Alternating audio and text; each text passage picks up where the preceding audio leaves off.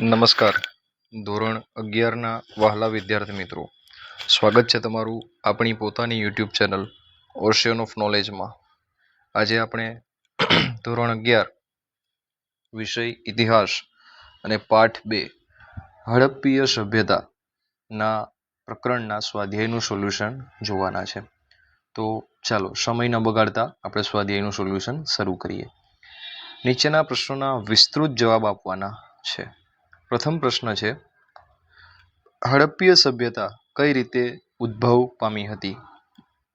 તો જોઈએ, ભારતની પ્રથમ જે નાગરિક સભ્યતા છે એવી હડપ્પીય એટલે કે સિંધુ ખીણ સભ્યતા વિશ્વની પ્રાચીનતમ સભ્યતાઓ જેમ કે મેસોપોટામિયા અને ઇજિપ્તની સમકાલીન હતી. વિશ્વકક્ષાની આ સભ્યતા આપણી સમક્ષ તેના મહાન લક્ષણ સાથે ઈસવીસન 1921માં પ્રગટ થઈ. સર જ્હોન માર્શલ અને કર્નલ મેકેનના વડપણ નીચે ઈસવીસન 1921 દયારામ સાહનીએ પંજાબના મોન્ટગોમરી જિલ્લામાં આવેલ હડપ્પા નામના સ્થળની શોધ કરી. હડપ્પા નામના ગામ પાસેથી આ સ્થળ સૌપ્રથમ શોધાયું હોવાથી પુરાતત્વશાસ્ત્રી પર પરંપરા અનુસાર સમગ્ર સભ્યતાને હડપ્પીય સભ્યતા નામ આપવામાં આવ્યું છે. આર.ડી. બેનર્જીએ 1922માં સિંધના લારખાના જિલ્લામાં આવેલા મોહેંજો-દડો નામના એક મહત્વપૂર્ણ હડપ્પીય સ્થળની શોધ કરી. ભારતમાં 1000 જેટલા હડપ્પીય સ્થળો અત્યાર સુધી શોધી કાઢવામાં આવ્યા છે. ગુજરાતમાં હડપ્પીય સભ્યતાના 100 જેટલા સ્થળો હોવાની શક્યતા છે. હડપ્પીય સભ્યતાને આપણે આદ્ય ઇતિહાસકાલીન સભ્યતા કહીએ છીએ કારણ કે હજી સુધી હડપ્પાની લિપિ આપણે ઉકેલી શક્યા નથી.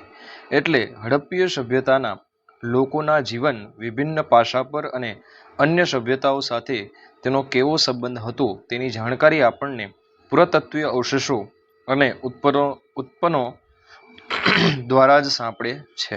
માફ કરજો. સંસ્કૃતિ અને સભ્યતા એ બંને અલગ શબ્દો છે. સંસ્કૃતિ એટલે કુદરતી પરિબળોનો ઉપયોગ કરીને માનવી જે પ્રકારની જીવન પદ્ધતિ ઊભી કરે છે, જ્યારે સભ્યતામાં નગર હોવું આવશ્યક છે. એટલે કે સભ્યતા એ સંસ્કૃતિ કરતાં જીવન પદ્ધતિ ઉપરની કોટી દર્શાવે છે. સભ્યતા જે છે એ મૂળ શબ્દ સિવિલાસ પરથી ઉતરી આવ્યો છે અને એના ઉપરથી જ શબ્દ બને છે સિવિલાઇઝેશન એટલે કે સભ્યતા, જેમાં સિવિલાસનો અર્થ શહેર થાય એટલે સભ્યતા અને જ્યાં શહેરનું અસ્તિત્વ હોય. એક રીતે સભ્યતા કુદરતી પરિબળોની સાથે સાથે માનવનો વિકાસ પણ દર્શાવે છે. આગળ જોઈએ તો નૂતન પાષાણ જે યુગ છે એની ગ્રામીણ સંસ્કૃતિ ભારતના ઉત્તર પશ્ચિમ ભાગમાં હડપ્પીય સભ્યતા વિકસી. ઇતિહાસવિદો અને શાસ્ત્રીઓ એમના મતે સિંધુ, સરસ્વતી, ઘાઘર, હકરા જેવી નદીઓના ફળદ્રુપ મેદાની ક્ષેત્રોમાં તકનીકી જ્ઞાનને કારણે અનાજનું ઉત્પાદન વધવા લાગ્યું. પરિણામે તેનું બજાર ઊભું કરવાની પ્રક્રિયામાં બિનકૃષિ ક્ષેત્રો પણ ઊભા થયા હોવા જોઈએ. ધીમે ધીમે આવા શહેરો ભારતના ઉત્તર પશ્ચિમ ભાગમાં એટલે કે ઈસવીસન 2500ની આસપાસ ઊભા થયા હશે. હડપ્પીય સભ્યતા આ રીતે વિકસતી ગઈ અને છેવટે પૂર્ણતઃ શહેરી અવસ્થામાં ફેરવાઈ ગઈ. ભારતમાં આ સભ્યતા ઈસવીસન પૂર્વે 2000ની આસપાસ પૂર્ણતઃ વિકસી ગઈ હતી. તે સિવાય ભારતમાં અન્ય તામ્રપાષાણ સંસ્કૃતિઓ જોવા મળે છે જે હડપ્પીય સભ્યતાના ક્ષેત્રોની બહાર આવેલી છે. આગળ વધીશું, ઉદ્ભવ અને વિકાસ. તો મિત્રો, આ પ્રશ્નના જવાબ ખૂબ અતિ લાંબા હોવાથી હું હવે આગળ ઉપર વાંચવાની તસદી લેતો નથી અને તમને સમય આપું છું કે તમે વિડીયો પોઝ કરીને અથવા તો સ્ક્રીનશોટ લઈને આ લખી શકો છો. બરાબર, તમામ જે મુદ્દાઓ છે એ આપણે એના આવરી લીધા છે ઉદ્ભવ અને વિકાસની અંદર. સાથે સાથે હવે આપણે પ્રશ્ન 2ની શરૂઆત કરીએ છીએ.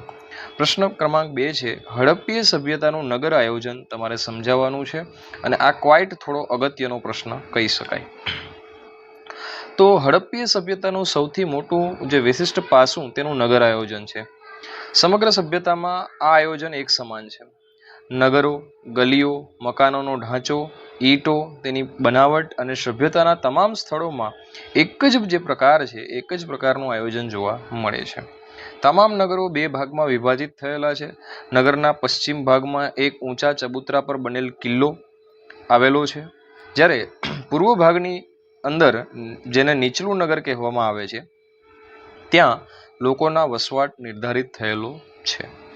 આગળ જોઈએ તો પશ્ચિમ ભાગનો આ કિલ્લો વિશિષ્ટ રીતે બાંધેલો છે અને એનો દેખાવ સ્વાભાવિક રીતે શાસકના રહેઠાણ જેવો છે, જેમાં શાસન વ્યવસ્થાનું કાર્ય ચાલતું હશે. આગળ જોઈએ તો અહીં શાસન સાથે સંકળાયેલા લોકોના દરજ્જા પ્રમાણેના કાર્યાલયો છે, સાથે સાથે અનાજ રાખવાના એટલે કે સંગ્રહ કરવાના કોઠાર પણ છે. કિલ્લાની જે ચારે બાજુ રક્ષણથી આપવા માટે એને કિલ્લેબંધી કરવામાં આવી છે. પૂર્વ તરફ આવેલા નગરના ભાગમાં રહેણાંકના મકાનોનો સમાવેશ છે. તેમાં કાટખૂણે કાપતા રસ્તાઓ વિશિષ્ટ રીતે બનાવવામાં આવેલ છે. આને આપણે જે ખૂણો છે આને કાટખૂણો તરીકે ઓળખાવી શકીએ. આ ખૂણાને, બરાબર, આ જે ખૂણો છે એ કાટખૂણા તરીકે ઓળખાય છે. ચાલો તો આગળ જઈએ તો મુખ્ય માર્ગના જે રસ્તાઓ સાથે જોડાણ છે. મોટા ભાગના મકાનો ભઠ્ઠીમાં પકાવેલી ઈંટોના બનેલા છે. કેટલાક મોટા ઘરોમાં 3-4 ઓરડાઓ છે. તેની સાથે આંગણું, કૂવો, રસોડું, બાથરૂમ અને ચબૂતરાના અવશેષો પણ પ્રાપ્ત થયા છે. આગળ જોઈએ તો આ મકાનોની એક અદ્ભુત વિશેષતા એ છે કે તેના દરવાજા કે બારણા મુખ્ય માર્ગો ઉપર ખુલવાને બદલે અંદરની શેરીમાં ખુલે તેવા રહેતા. મકાનોના આકારમાં તફાવત છે, જે આ વાતનો સંકેત આપે છે કે ધનવાન લોકોના મોટા ઘરમાં રહેતા હોવા જોઈએ, જ્યારે આમ વર્ગના લોકો છે એ એક ઓરડાના મકાનમાં રહેતા હોવા જોઈએ. હડપ્પીય સભ્યતાના નગર આયોજનનું સૌથી મહત્વપૂર્ણ લક્ષણ એ એટલે તેમની ગટર યોજના, જે તમામ નગરોમાં જોવા મળે છે. આગળ વાત કરીએ તો બાથરૂમનું જે ગંદુ પાણી છે એ બાથરૂમની બહાર બનાવવામાં આવેલ મોરીમાં એકઠું થાય છે. તે નાની ગટર લાઇન દ્વારા મેન હોલ સુધી પહોંચે અને ત્યારબાદ ફરી વખત ગટર માર્ગે શહેરની બહાર નીકળી જાય એવી એક આધુનિક ગટર યોજના જેવી યોજના અહીં જોવા મળે છે. હવેથી આપણે પ્રશ્નને આગળ વધારીશું અને તમે સ્ક્રીનશોટ પણ લઈ શકો છો અથવા વિડીયોને પોઝ કરી અને આગળ લખી શકો છો. એ તમારા ઉપર ડિપેન્ડ કરે છે, બરાબર. અહીંયા પ્રશ્નના તમામ જે અગત્યની માહિતીઓ છે એ આપી દેવામાં આવેલી છે. ચાલો મિત્રો, હવે આપણે પ્રશ્ન ક્રમાંક 3ની શરૂઆત કરીએ. હડપ્પીય સભ્યતાની આર્થિક જે સ્થિતિ છે એનું તમારે ચિત્રણ કરવાનું છે અને એ ચિત્રણ અહીંયા વ્યવસ્થિત રીતે તમારી સામે આલેખાયેલું છે, જે તમે જોઈ શકો છો. તો જો તમે આનો સ્ક્રીનશોટ લઈ લીધો હોય અથવા તો પોઝ કરીને વિડીયો લખતા હોય માંથી, તો હું આગળ વધી શકું છું અને અહીંયા પહોંચી શકું છું. તો આ જે મિત્રો અહીંયા આપેલું છે, તમે એનો સ્ક્રીનશોટ લઈ શકો છો અથવા તો વિડીયો પોઝ કરી અને લખી શકો છો. અહીંયા બધા જ પ્રશ્નોના જવાબો ઇન ડિટેલ આપેલા છે, એટલે તમારે એની પ્રશ્નમાં કોઈ પણ અગવડ ઊભી નહીં થાય, એટલે એની ચિંતા કરવાની કોઈ જરૂર નથી. સાથે સાથે મિત્રો તમને જણાવી દઈએ, પ્રશ્ન ક્રમાંક 4ની ચર્ચા કરી લઈએ. હડપ્પીય સભ્યતાની સમાજ વ્યવસ્થાનો ખ્યાલ આપો. હવે આપણે આગળ જોઈએ તો આ અહીંયાથી તમે લખી શકો છો, બરાબર છે. આને તમે સ્ક્રીનશોટ પાડી શકો છો અથવા અહીંથી લખી શકો છો. સાથે સાથે તમને જણાવી દઈએ મિત્રો કે તમારા ધોરણના અન્ય વિષયો અને અન્ય સ્વાધ્યાય તમારા સબ્જેક્ટના આપણે સોલ્યુશન ચાલુ કરી દીધા છે, જે આપણી ચેનલ પર સમયાંતરે મુકાતા રહે છે. પ્રશ્ન ક્રમાંક 5ની ચર્ચા કરીએ. હડપ્પીય સભ્યતાનો ધર્મ સ્પષ્ટ કરવાનો છે. તો એ વૃક્ષ કે મૂર્તિ પૂજાના ઉપાસક હોય એવા અવશેષો મળી આવ્યા છે. તો તમે અહીંથી લખી શકો છો ફોલો થ્રુ કરીને. સાથે સાથે જે બાકી રહેલો ભાગ છે અહીંયાથી લખી શકો છો. અને અંતે હવે આપણે આ પ્રશ્નને આગળ ઉપર પૂર્ણ કરીશું, જેથી આપણે એક નવા પ્રશ્ન તરફ આગળ વધી શકીએ. ઓકે, ચાલો, હું આશા રાખું છું કે તમે સ્ક્રીનશોટ બરાબર લેતા હશો અને અથવા તો વિડીયો પોઝ કરીને લખતા હશો. પ્રશ્ન ક્રમાંક 2 છે, મોહેંજો-દડો અને ધોળાવીરામાં મળતી વિશેષતા તમારે સમજાવવાની છે. તો પહેલાં આપણે મોહેંજો-દડોને સમજાવીશું, જે કંઈક અહીંયા લખેલું છે. દેન આફ્ટર આ પતી જાય એટલે આગળ ઉપર આપણે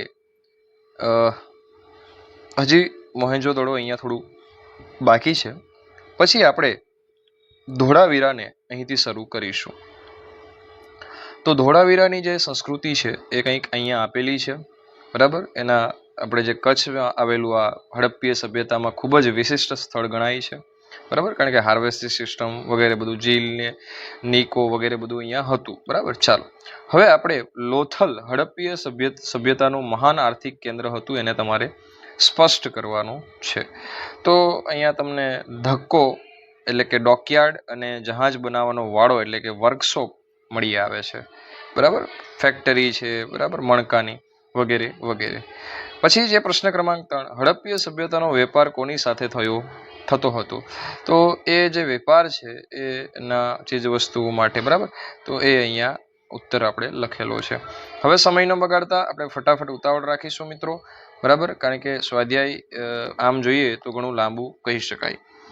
ચાલો હવે આપણે પ્રશ્ન ક્રમાંક જે નેક્સ્ટ આવે છે એના પર આપણે આગળ વધીશું મિત્રો. ચાલો નેક્સ્ટ આ જે તમારો પ્રશ્ન ચાલુ છે એનો ઉત્તર જે બાકી હતો તે અહીંયા આપેલો છે, બરાબર છે. ચાલો હવે પ્રશ્ન ક્રમાંક 4 છે, હડપ્પીય સભ્યતાની લિપિ વિશે સમજાવો જે હજુ સુધી ઉકેલાઈ નથી. તો એ અહીંયા આપેલું છે તમને, સાથે સાથે તેનો બાકી ભાગ છે તે અહીંયા આપેલો છે. બ્રાહુઈ ભાષા બોલે છે પાકિસ્તાની લોકો, બલુચી જે છે એ, બરાબર. ચાલો હવે આપણે હડપ્પીય મુદ્રાઓ વિશેની ચર્ચા કરી લઈએ, બરાબર. તો એ મુદ્રાઓ શિંગડાવાળા દેવતા જે છે વગેરે વગેરે તમે ભણ્યા હશો એટલે તમને થોડું ઘણું યાદ પણ હશે. ચાલો હવે આપણે પ્રશ્ન ક્રમાંક 3 સોલ્વ કરવાનો છે, જેમાં વિકલ્પો જ આપેલા છે. હડપ્પીય સભ્યતાની શોધ ઈસવીસન 1921માં થઈ, આ ઈસવીસન લખેલું છે, બરાબર. ચાલો બીજું છે, ખેડલા ખેતરના પુરાવા ક્યાંથી મળી આવ્યા? તો કાલીબંગનમાંથી. હડપ્પીય સભ્યતામાં સ્ટેડિયમના પુરાવા ક્યાંથી મળી આવ્યા? ધોરાવીરામાંથી. હડપ્પીય સભ્યતાના લોકો કઈ ધાતુથી અજાણ હતા? લોખંડથી અજાણ હતા. ધોળાવીરા ભારતના કયા રાજ્યમાં આવેલું પુરાતત્વીય સ્થળ છે? તો એ ગુજરાતમાં આવેલું છે. અને અહીંયા આપણે આપણું જે સ્વાધ્યાય છે મિત્રો એને સંપૂર્ણપણે પૂર્ણ કરીએ છીએ. સાથે સાથે તમને જણાવી દઈએ કે મળીએ આપણા નેક્સ્ટ લેક્ચરની અંદર.